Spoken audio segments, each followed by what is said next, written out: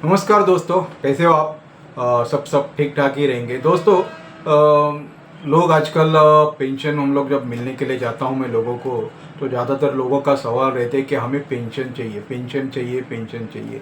दोस्तों, वो भी वाजबी है कि आजकल की महंगाई में अगर हम 60 के बाद में अगर हमारा जॉब छूट जाने के बाद में हमें पेंशन रहेगा तो हम अच्छी खासी जी सकते हैं। आजकल लाइफस्टाइल भी इतना अच्छा बढ़ गया है, मेडिकल इसमें अच्छी बढ़ोतरी हो गई है, मेडिकल इक्विपमेंट में अच्छा प्रोग्रेस हो गया है, इनोवेशन आया। तो जो पहले लोगों का जो लाइफस्टाइल था वो लाइफस्टाइल अभी लगभग जो 50 कुछ सालों के पहले, मतलब लगभग 40-50 साल पहले लोगों का जो लाइफस्टाइल था वो 50 साल तक सीमित था। लेकिन ये अभी के अगर मैं करंट सिनेरियो देखूं तो लोगों का लाइफ 75-80 के ऊपर जाने लगा है। और अभी भी मैंने भी देखा है लगभग 90 भी क्रॉस करते हैं लोग।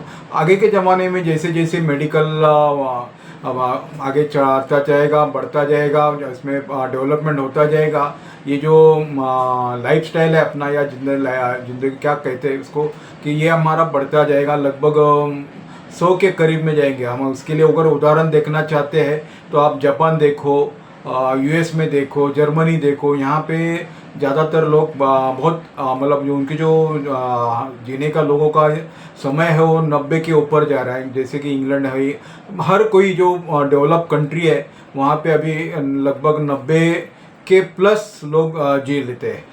जॉब तो हमारा 60 के ऊपर रिटायर्ड हो जाते, 58 या 60 में रिटायर्ड हो जाते हैं। लेकिन जितना साल हम कमाते हैं उससे उतना ही साल, मान लो अगर आपने कुछ 30 साल या 35 साल नौकरी करने के बाद में आपको उतना ही साल जीना है, तो जीने के लिए पेंशन बहुत ज़रूरी है। तो इस पेंशन में पेंशन हर एक को करना चाहिए। किस तरह से करना है वो तो हम इसके पहले भी बहुत सारे वीडियोस में बताते हैं, फिर भी हम दोबारा उसके ऊपर एक वीडियोस लेके आने वाले हैं जो आपको पेंशन किस तरह से बनाना है आपको, और क्या कैसे करना चाहिए।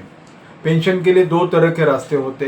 एक तो कॉर्पस आप जमा करके जो उस वक्त पेंशन रेट अवेलेबल रहेगा उसके हिसाब से आप वो अरेंज कर सकते हो, या फिर अभी से आप प्लान कर सकते हो कि आपको कितना परसेंटेज का रिटर्न चाहिए। उसके हिसाब से हम लोग ये पेंशन को ये मिल देते हैं। हाँ, तो दोस्तों आपको मालूम होना चाहिए कि आपकी जो आने मिलने वाली जो पेंशन है वो पेंशन किस तरह से होने वाली है, कौन सी किस तरह से चाहिए आपको पेंशन। अगर उसके बारे में आपको सही जानकारी रहेगी तो बहुत ही अच्छा रहेगा। आपको ये 5 पॉइंट है मैं जो आपको बताने वाला हूँ, ये 5 पॉइंट में आपको उस तरह से आपको पेंशन मिलना चाहिए, क्योंकि ये इस 5 पॉइंट को आपको ध्यान रखना है। इस 5 पॉइंट के अलावा अगर कुछ भी अलग पॉइंट आपके नज़र में आता है तो मुझे बता दीजिए कमेंट में जाके। लेकिन मेरे नज़र से जो मुझे मालूम है उसके हिसाब से मैं ये 5 पॉइंट मैं आपको बताता हूँ। कि पहला पॉइंट है, आपकी जो पेंशन है वो हमेशा टैक्स फ्री होनी चाहिए। जो भी है मतलब आपको जो पेंशन मिलना चाहिए, कि अगर मान लो जो पेंशन आ रहा है उसमें टैक्स कट करके जाएगा तो उतना पैसा आपका कम हो जाएगा। तो पेंशन आपको जो मिलनी चाहिए वो टैक्स फ्री मिलनी चाहिए। उसके बाद में जो पेंशन आने वाली है आपको वो गारंटीड पेंशन आनी चाहिए।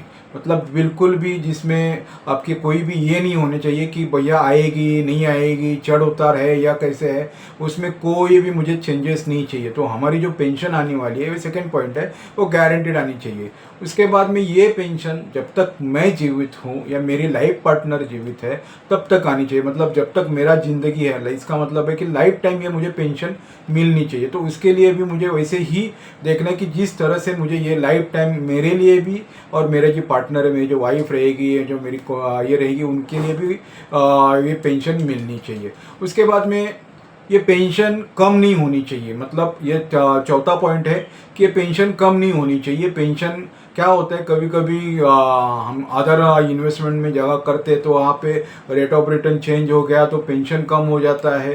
पेंशन कम हो जाता है तो तकलीफ बढ़ जाती है। तो हमें वैसा नहीं, क्योंकि हमारा लाइफस्टाइल तो वैसे बढ़ने ही वाला है, बट हमें उसको मेंटेन करके जो हमारी जो मिलने वाली पेंशन है वो उसको वो कांस्टेंट रहनी चाहिए ना। भले वो बढ़ गई तो अच्छी बात है, बट घटनी नहीं चाहिए।